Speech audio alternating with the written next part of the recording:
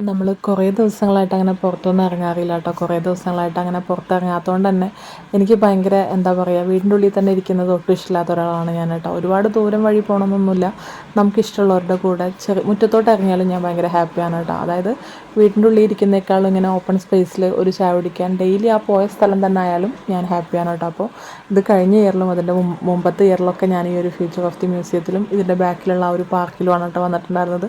കാരണം ചെറിയ മോൻക്ക് മയിലുകളെ ഭയങ്കര ഇഷ്ടമാണ്. അപ്പം ഈ ഒരു ഫ്യൂച്ചർ ഓഫ് ദി മ്യൂസിയത്തിൻ്റെ ഉള്ളിലൂടെ ജസ്റ്റ് കയറി അങ്ങ് പുറത്തിറങ്ങി, അല്ലാതെ ഒരുപാട് നേരം ആ ഒരു ഫ്യൂച്ചർ ഓഫ് ദി മ്യൂസിയത്തിൽ ടൈം സ്പെൻഡ് ചെയ്തില്ല കേട്ടോ. അപ്പോൾ ഈ ഒരു പാർക്ക് എന്ന് പറയുമ്പോൾ ഇവിടെ ഒരുപാട് ഏരിയ മൊത്തം പാർക്ക് ഉണ്ടായിരുന്നു, പക്ഷെ അതൊക്കെ ഇപ്പം അവിടെ പുതിയ ബിൽഡിങ്സും കാര്യങ്ങളൊക്കെ വന്നിട്ടുണ്ട് കേട്ടോ. അപ്പോൾ തൊട്ടപ്പുറത്ത് തന്നെ കുറച്ച് ഏരിയയിൽ മാത്രം, അതായത് ചെറിയ സ്ഥലത്ത് മാത്രമായിട്ട് പീക്കോക്കുകൾ ഉണ്ടായിരുന്നു. അപ്പോൾ നമ്മളിങ്ങനെ കയ്യിലൊക്കെ ഫുഡ് കൊടുക്കുമ്പോൾ അതിങ്ങനെ കഴിക്കുന്നുണ്ടായിരുന്നു. എനിക്കാണെങ്കിൽ പൊതുവേ പൂച്ച, അതേപോലെ ഇതുപോലുള്ള സംഭവങ്ങളൊക്കെ ഭയങ്കര ഇഷ്ടമാണ് കേട്ടോ. പീക്കോക്ക്, അങ്ങനെയുള്ള കോഴി, അങ്ങനെയൊക്കെ ഭയങ്കര ഇഷ്ടമാണ്. അപ്പോൾ ചെറിയ മോനോട് എങ്ങോട്ടേക്കാണ് പോവാം. പെരുന്നാളിൻ്റെ അന്ന് നമ്മൾ മാമൂദ ബീച്ചിലാണ് പോയിട്ടുണ്ടായിരുന്നത്.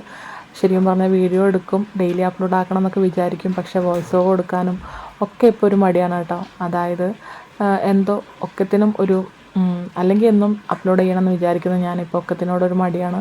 നമ്മുടെ സന്തോഷങ്ങൾ നമ്മൾ തന്നെ സ്വയം കണ്ടെത്തുക എന്നല്ലേ, പക്ഷെ ആ ഒരു സന്തോഷം കണ്ടെത്താൻ ഞാനിപ്പോൾ ശ്രമിക്കാറില്ല എന്നുള്ളതാണ്. വലിയ വർത്തമാനത്തിൽ അതൊക്കെ പറയുന്നുണ്ട്, പക്ഷേ അങ്ങനെ. അപ്പോൾ ചെറിയ മോന് ഞാനിതിങ്ങനെ പീക്കോക്കിന് ഫുഡ് കൊടുക്കണം, എൻ്റെ കയ്യിൽ നിന്ന് കഴിക്കുന്നുണ്ടപ്പോൾ കൊടുക്കാനായിട്ട് പോവും, പക്ഷെ അത് കഴിക്കാൻ നിൽക്കുമ്പോഴത്തേനും അത് കൊത്തുമെന്ന് പറഞ്ഞിട്ട് തിരിച്ചു ഓടണം കേട്ടോ. റോട്ടിലൂടെയൊക്കെ ഇങ്ങനെ കുറച്ചൊക്കെ ഇങ്ങനെ പോകുന്നുണ്ടായിരുന്നു, പക്ഷെ കഴിഞ്ഞ ഇയറിലെ പോലെ ഒരുപാട് പീക്കോക്കിൻ്റെ ഏരിയകളൊന്നുമില്ല കേട്ടോ. ചെറിയൊരു ഭാഗത്ത് മാത്രമേ ഉള്ളൂ.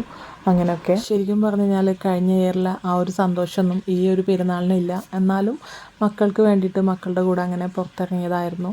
അപ്പോൾ നമ്മൾ നാളെ എന്നുള്ളത് വെറും പ്രതീക്ഷ മാത്രമാണെന്നറിയാം, എന്നാലും ഇന്നിൽ ആ ഒരു സന്തോഷത്തോടും നന്ദിയോടുകൂടി ജീവിക്കാൻ ശ്രമിക്കുക എന്നുള്ളതല്ലേ. ഓക്കെ, ഇൻഷാ അല്ലാ.